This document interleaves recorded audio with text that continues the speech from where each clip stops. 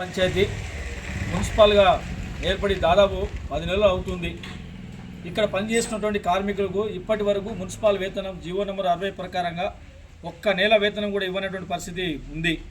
ఇదే అంశాన్ని జిల్లా కలెక్టర్ కావచ్చు, మున్సిపల్ కమిషనర్కి దాదాపు ఎన్నోసార్లు వినిపించినా పట్టించుకునేటువంటి పరిస్థితి ఉంది.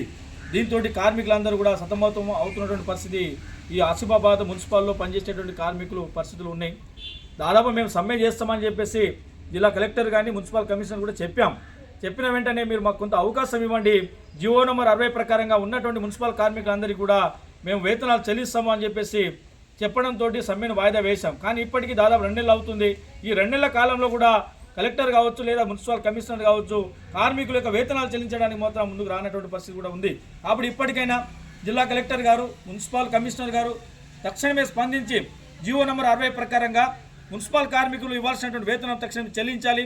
పిఎఫ్, ఈఎస్ఐ, ఉద్యోగ భద్రత, ఇతర మున్సిపాల్లో పనిచేసేటువంటి కార్మికులు ఎలాంటి బెనిఫిట్స్ ఉన్నాయో ఆసిఫాబాద్ మున్సిపాల్లో పనిచేసేటువంటి కార్మికులు కూడా అదేవిధంగా బెనిఫిట్స్ కల్పించాలని చెప్పేసి మేము డిమాండ్ చేస్తూ ఉన్నాం.